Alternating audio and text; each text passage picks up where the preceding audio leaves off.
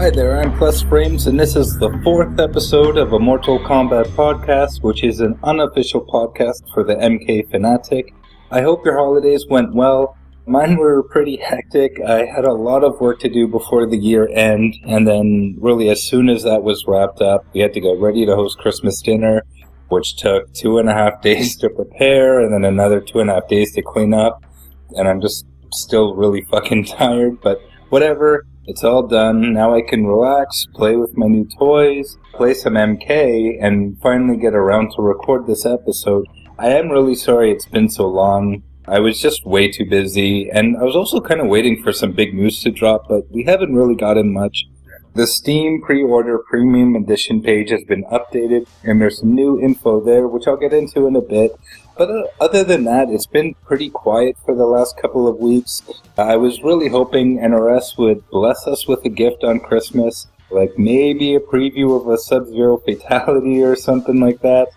But, no worries that they didn't. They obviously deserve to enjoy their holidays as well. And I'm sure they're really busy getting ready for the community reveal, so I guess we'll just have to wait until then to get any sort of good news. I was also kind of working on preparing some sort of an episode where I talk about the lore in the old timeline, especially in regards to the creation of the realms, the one being, the Kamidogu, Onaga, like Armageddon, all of that stuff. But I realized this morning it'd be kind of boring, and honestly, if you don't know this stuff already, there is a bunch of resources on the web that you can check out, like the MK wiki page. It pretty much details the whole lore in like one massive page, and I don't know, like 100 or so paragraphs. So, it's a long read, and me doing that in a podcast, even if I skipped out like minor details, it would still be really long and really boring. But what I decided to do instead is I'm going to review all of the MKX tower endings and speculate if I think they're going to be canon or not. I know that traditionally speaking, most of them really aren't, but there are always a few that are, or a few aspects that are, and I think it would be fun to go through. I'm definitely going to do it before the community reveal, as I'm suspecting during that reveal we'll find out a lot of the roster, like at least 10 of the characters. We may even get some hints as to where the story's going. So I think it would be useless if I went over this stuff afterwards. And it would be more fun to do it now. So I'm going to do it probably within the next couple of days. I'm going to really start working on it probably tonight.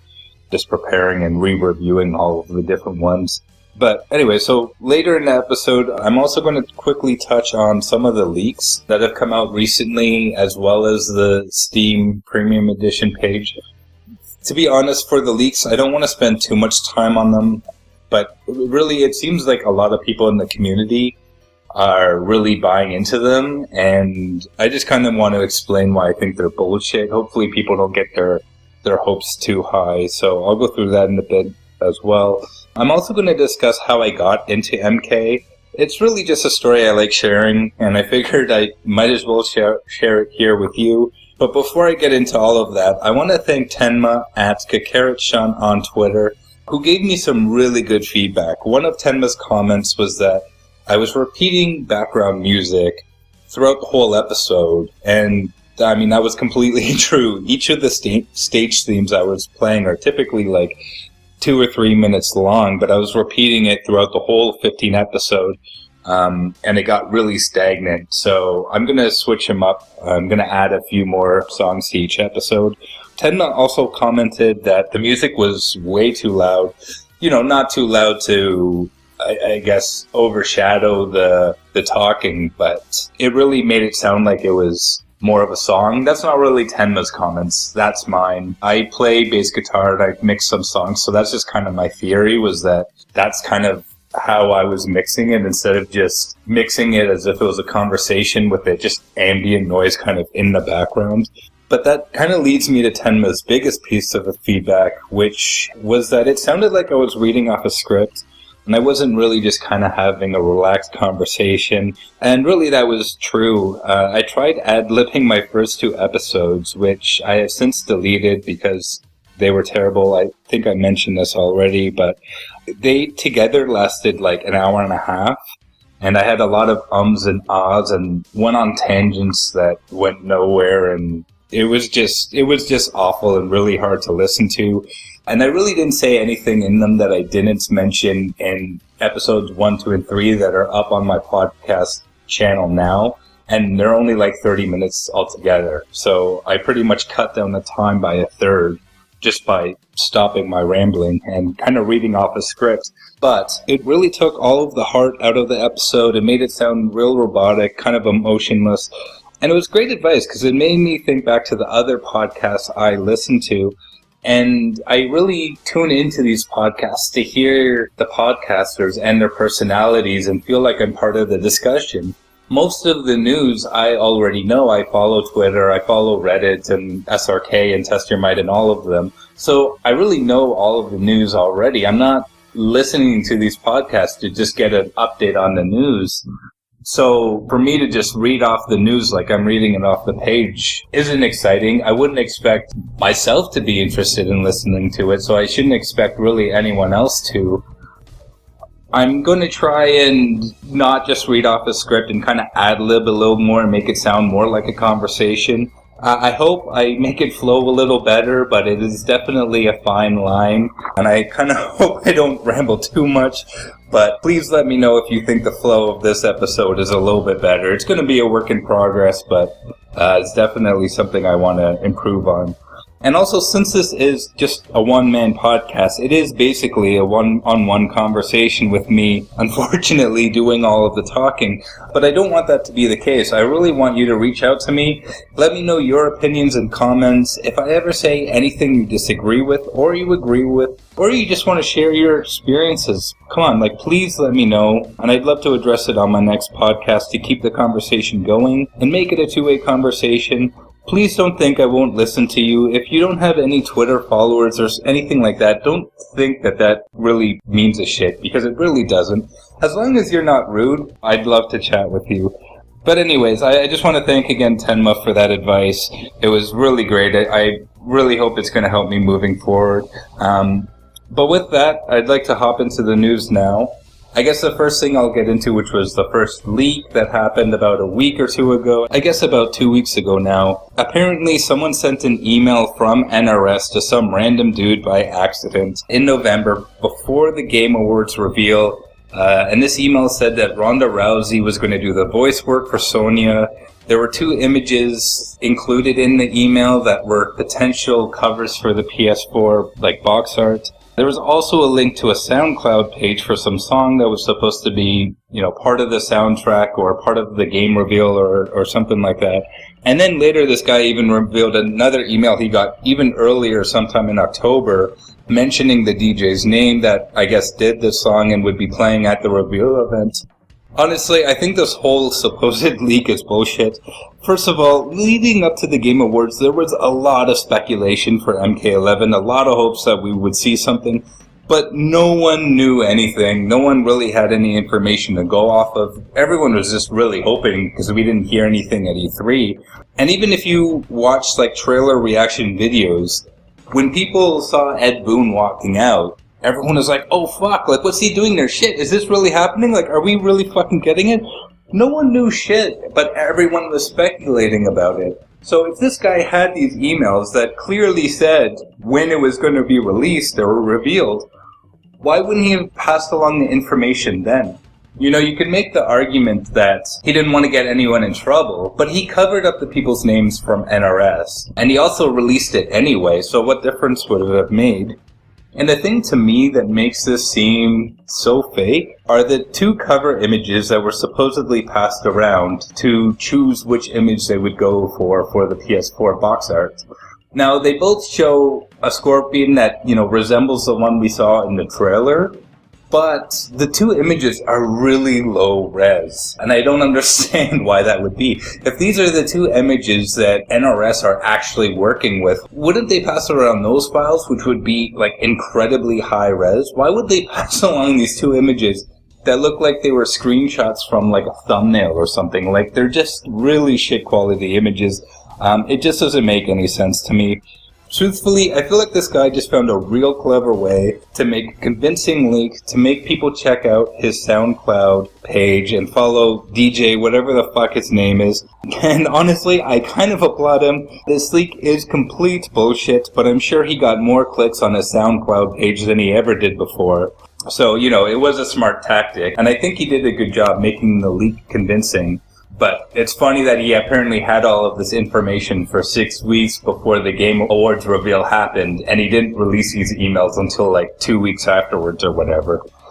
Anyways, so I think that one's bullshit, but about a week after that leak, someone created an anonymous account on GameFAQs, and they posted really the whole base roster and the roster for the first combat pack. They mentioned a bunch of modes and really a whole bunch of stuff that a lot of people have been asking for and wanting, and it really got people really excited. However, this guy built a lot of the information off of the Ronda Rousey email leak, and he also mentioned some stuff regarding the battle passes that were mentioned in the Italian GameStop website that I discussed back in episode 2. But now that the Steam page was updated, which again I'll get to in a minute, it kind of doesn't mention anything about these battle passes or battle packs and kind of discredits what this leak was saying. So I don't really believe this one either, and really I don't give leaks much attention anyways, unless it's from a real reputable source, like from a well-known retailer that puts some new information up on their page or something like that. The only reason I'm really addressing these is these leaks seem to really have people really hyped, because maybe they see a character in the roster that they want or a mode that they want,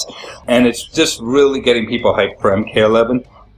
Don't get me wrong, I don't want to kill the hype for MK11, but I feel like because these are clear fakes to me, I don't want people expecting that this is what the game's gonna be, and then the game drops and it's completely different. It's whatever NRS wants it to be. And not that it's a bad thing, but it's just not what people had been expecting for the last couple of months, and then they get all disappointed. I'm trying to kind of set realistic expectations. Also, I don't like really paying attention to leakers, because I kind of feel that they're people that just want attention or like trolling the community or whatever.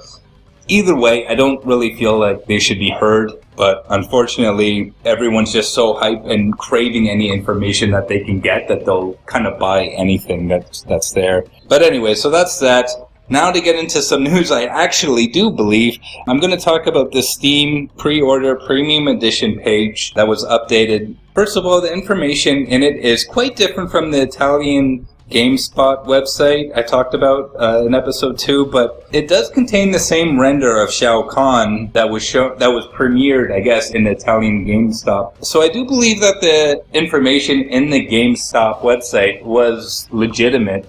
And there's really nothing in here that contradicts it too much. It doesn't mention the battle passes, but I think maybe that's just kind of hidden in some of the other information, and I'll get into that in a bit. One thing it also doesn't mention that the GameStop website did is they don't mention anything about adjusting movesets within the custom variations. Now, obviously, the different variations in MKX had different moves, so I don't really see why you would not be able to adjust the moves in the custom variations. I just hope that you have access to all of the moves the moment you boot up the game for the first time. It would be really stupid if someone had the game for a year, grinded away to get all of the moves, and then they fought someone who just bought the game that, hasn't had the ability to unlock all of these moves. But this new player, who's probably already at a disadvantage, is also playing with a character that is only at a quarter of their capacity because they haven't grinded away in the game to unlock these moves. So I really hope all moves are accessible right from the start. And I've mentioned this before, that's what I think a fighting game's about. You should be able to have the same abilities as someone else. You just outwit them and are able to beat them that way. Or, beat them by skill or having better execution and stuff like that. Now, of course, if you can take these custom variations into ranked matches, and if they were to become tournament legal, there could be some real issues here. They could be really busted. I'm hoping that they give each special move a certain amount of points, and you have only so many points to work with, and that kind of should help you balance things. You can choose a really powerful move, but maybe that's going to eat up, 60% of the points you're allotted. Whereas you could choose 2 weaker moves to get the, 60%, and that's kind of how you can customize it. And also, if they do it this way, if any moves just seem like they're outright just too strong, they could maybe change how many points they're worth, or they could just outright change the frame data, make it a little more unsafe, or, a slower startup, or take away armor, or what have you. So yeah, I kind of hope that that's how they go about doing it, because really, any other way they go about this custom variations with the being able to change the moves could really end up being a pretty fucked up system, and you could run into some real issues where some people are just completely OP. But we'll see how they handle it. So anyways, the Steam page also details what we get in the Premium Edition Combat Pack. Now, if this is only available in the pre-order Combat Pack, or if you can buy this when you buy the Combat Pack separately, if you just bought the game on its own and you're buying the Combat Pack after launch, these details we don't know. Maybe we will find out at the reveal, I'm not sure. But anyways, what the Combat Pack includes is 6 DLC characters, 1 week early access to the DLC characters, 7 skins, and 7 sets of gear. So there's definitely gear in MK11. I hope the gear is, and I think I mentioned this before, but I hope the gear is just accessories that you kind of add on top of your character's base skin, and it's for aesthetic purposes only. I really don't want to see any extra moves, abilities, or stats tied to these pieces of gear, especially in ranked matches. I think that would be bullshit. Assuming the ranked match system, is a proper ranked match system anyway. Also, regarding the skins, some people have been worried that these skins are kind of like the premium skins we saw in Injustice 2, where you can change Supergirl and Power Girl's costume around to be different characters, but they have the same moves. I guess people are worried that they would do something where you would have Katana and you can change the skin for her to be Jade, but we wouldn't really get a proper fleshed out Jade. I don't think MK is going to do anything like that. I think what they're going to do is basically just give you a different base skin for the character. I think the 2 Scorpions we saw in the trailer are the same character. They're just 2 different skins. There's a classic skin and a more modern skin. It's really no different than the skins we had in MKX, but that gear that you get throughout the game, or comes with the battle pack, or however it's handled, you can add on top of those different skins. So you can really make the character look kind of exactly how you want them to look. Now, if we're all going to get the same skins or the same sets of gear when we get these combat packs, that's yet to be seen. That would be really strange, because we all play different characters and we'd all probably want that gear to go towards different things. I'd rather be able to choose what character is getting those gears and those skins. I wouldn't want it to just be anyone. But we'll have to see how they do it. Hopefully they kind of give us vouchers or something that can make us just be able to choose what skins or pieces of gear we get. I'm also hoping that if these skins and gear are for aesthetic purposes only, that you can grind away to earn them, and you can select which ones you get. They aren't tied behind some RNG loot box or anything like that, because that would be bullshit. I think you should be able to unlock every piece you want in the crypt, or even just buy it outright with real money if you don't want to grind, which would be fine, because if they are just for aesthetic purposes, it's not giving you an advantage over another player, and it's not leaving that other player with a disadvantage. But really, all of these questions, I think, are going to be answered in a few weeks when the community reveal happens on January 17th, so it's really just speculation at this point. But I would like to hear your thoughts on it. If you agree with me, if you have some different takes on what you think may happen, I am really interested to see your points. So I guess right now I want to take some news that's actually not based on MK11. Recently there's been some speculation that MK Trilogy will be re-released, or the HD remakes for MK1 and 2, or maybe UMK3 that were apparently started to be worked on but were pulled from Warner Brothers has actually been kind of given the green light. I don't know if that's true, but if so, I think we should see them soon. It's really just kind of speculation, and I have a theory. It's probably the conspiracy theorist in me, but over the holidays, I've been really craving to play some of the nostalgic, arcade games. But right now, the only way I can do that is by running them on an emulator off my laptop. So I was doing that, but out of curiosity, I decided to check the PS Now library, and I find it interesting that the arcade collection that was released for PS3 is not available there. I mean, I think that would be a real popular choice, and because they're just like ROM files, essentially, it should be really easy to stream those. Much easier than MK9 would be anyway, but yet MK9 is there. So I have to ask why it's not there. Again, it's me being hopeful, but I'm hoping that they're planning on re-releasing these old games, and they're just worried that if it was available on PS Now, there wouldn't be much interest in them. But anyways, I do hope that if they do get released, we're able to play them online, because I'd love to play MK2 against, my friends and just random people from the comfort of my own home.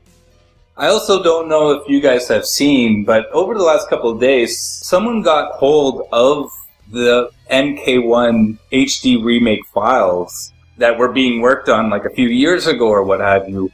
And right now it looks like the only characters that they had really fleshed out were Sub-Zero and Scorpion. But man, the game looks so much cleaner and so much crisper. What they did was they actually lightly reanimated all of the existing frames to make them look like high definition. You can tell, when you look really close, they can tell, it's not quite a digitalized image anymore. You can tell that they, filled in some details, and some of it looks a little bit computerized, but honestly, it looks fantastic. And they also added additional frames in between the existing frames, so there's and every second there's an actual true 60 frames per second, and man, the movement just looks so fluid. The fatalities, they showed Sub-Zero's spine rip fatality, and it just looked beautiful. I retweeted it on Twitter, so if you look through my replies, you could see that if you haven't found it already. It's just a thing of beauty. And honestly, people have been putting the work on making this game, so why not just take it the next step further and actually properly release it? Again, I'm just hopeful, but I would love it. But anyways, now talking about, this nostalgic aspect and playing MK1 again and all of this, I want to get into how I found out about Mortal Kombat. I'm going to start from the beginning. I'm not going to spend too long on it, but I was born in 1984, and when I was about 7 or so, my dad left my mom and me for another family. It was a little rough for us, but a few months after, my mom started seeing some other guy who, quite honestly, was a real piece of shit. The guy was an alcoholic, he was abusive, he harassed my mom. I actually remember one time where he was trying to kick down the door to get to my mom. And I was maybe 10 years old, 10 years old, and I remember I was standing behind the front door with a baseball bat in my hand, ready to just clock him if he came in. I guess I had a bit of a crazy childhood. But anyways, my mom, for some reason, dated this guy for a few years. But the best thing this guy did for me was one day he took me to some real grungy bar, really to just get himself drunk and play pool. But we walk in and there was a Mortal Kombat 1 cabinet there and some guy playing, and right away this game just looked really cool. And I went up to it and started playing, and this guy thankfully just kept feeding me quarters, I guess so he could, continue playing pool or, mind his business or whatever. But he kept feeding me quarters, and I kept playing, getting my ass washed by this guy but he was cool though. He taught me, I remember he taught me how to do Scorpion's spear. He taught me how to do sweeps and uppercuts and stuff like that. He still beat the shit out of me. It was really, I don't even know if I had played Street Fighter 2 at that point. It was, as far as I can remember, it was my first fighting game experience. But I just loved it. He did Sonya's Kiss of Death fatality on me, and I just thought it was the coolest thing ever. I just fell in love with this game. It was honestly the coolest thing I had seen at that time. Unfortunately, we had to leave after an hour or two. I don't remember why. I actually kind of feel like we got kicked out. My mom's boyfriend got in a fight with someone or some shit like that. But I don't remember. Anyways, I do remember us kind of leaving abruptly. And I never found out what the game was called. I didn't know it was called Mortal Kombat. I didn't know I was fighting, as Scorpion and he was Sonya or whatever. I just remember, how cool the game was and how it looked. But then a few months later, one of my best friends at the time, this guy named Danny, he called me and told me, he got the best game ever and he wanted me to come over and play it. And this guy, while he went to school, he actually had his mom go in line and wait in line for Mortal Kombat the day it was released. This guy was really spoiled. He had every video game system. He had hundreds of games. He had like every accessory. The guy even fucking had that Nintendo glove controller. Like, who the fuck had that? But anyways, I went over there and he was playing Mortal Kombat, and I was just so fucking happy to see it again, and know that I could even own it. He pretty much taught me everything. He taught me all of the moves, all of the fatalities, how to fight Reptile, really all of this shit. And I just loved it so much from the start. I was somehow able to convince my mom to buy me my own copy for the Genesis, and I've just been a huge fan of the series ever since. I've owned really every single MK game since then, except for MK vs. DC, but really I've loved them all. Right now I'm playing a lot of MKX, just trying to get better for MK11, and I'm having a ton of fun. I've mostly played MKX and really all of the MK games. You know, single player modes, arcade modes, and the stories of, you know, the two later games. And, you know, just playing against friends when I could. I've never really been a competitive player, and I've truthfully played a lot more AI than I have people. And the AI is kind of, I think, damaged how I play against real people. It doesn't seem that bad in, like, MKX. But, like, MK2, like, there was clear strategies on how to cheese the computer that are basically the exact opposite of what you want to do against a real opponent. So I think it kind of developed some bad habits. So I'm slowly trying to brush up my skill to get better at fighting people online. So I'm doing that right now with MKX. I'm having a great time. Unfortunately, the ranked matchmaking system is pretty much non-existent. Even earlier today, like, so I have maybe 10 fights online and like a 25% win ratio or something like this. They put me up some guy that had 8,000 fights and like a 75% win ratio. And they told me I had a 0% chance of winning. Like, what the fuck? But anyways, honestly, even though this guy demolished me, I still had a lot of fun with it. So yeah, so that's really it about how I got into MK, and that's really about it for the news. Now I just want to give a huge shout out to the Twitter MK community. I've been on various forums for the better part of the last 10 years, and honestly, I do think it's the most welcoming community I've ever been a part of.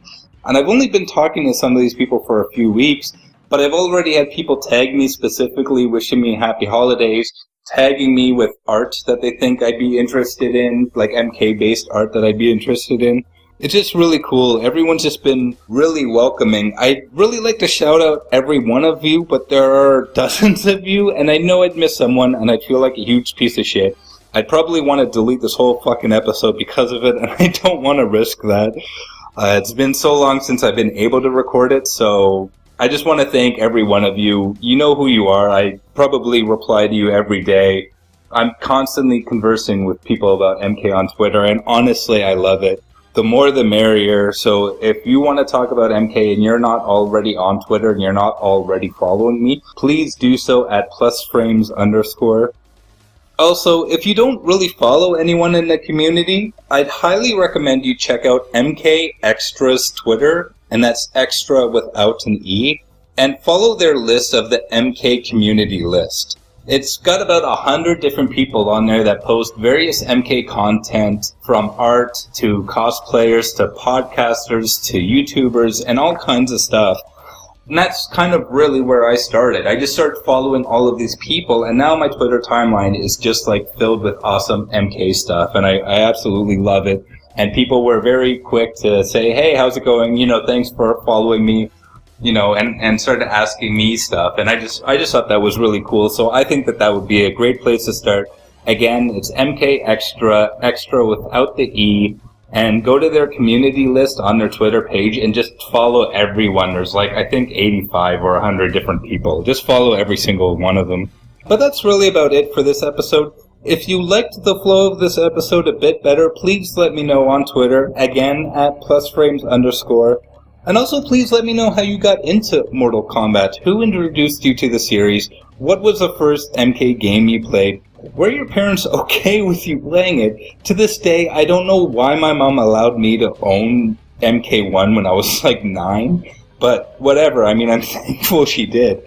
Also, I know I mention this every time, and I know every podcast really asks you to do this at the end of the episode, but please feel free to subscribe to the show on iTunes Podcast, and please rate this show or leave a review if you're up for it. The reason why I ask for it, and probably why everyone else asks for it, is it makes the podcast easier to find. It actually seems to influence the search algorithm in iTunes. Right now, if you search Mortal Kombat in the iTunes podcast store, you would think you would find a show called a Mortal Kombat podcast, but you actually don't. I've looked through the 12 or so top results that come up, and that's really all it shows you, just the top result, and it's not there at all. What does show up are really big name movie review podcasts that reviewed the MK movie once and never talked about Mortal Kombat again. But because they have a lot of subscribers, they have a lot of ratings, a lot of reviews, that's higher up in the search algorithm. I don't kind of get it, but it is what it is. So if you do subscribe and help me out with reviews and ratings, it will help more people find this podcast, which will allow more people into this conversation, and we can kind of grow this together. And I just think that would be really cool. But anyways, do it if you can. If not, I totally get it. Anyways, I guess that's it for this episode. Thank you for listening. And if I don't release my next episode before the end of 2018, I'd like to wish you a very happy new year. Please be safe out there, and I'll see you next time. Thanks a lot.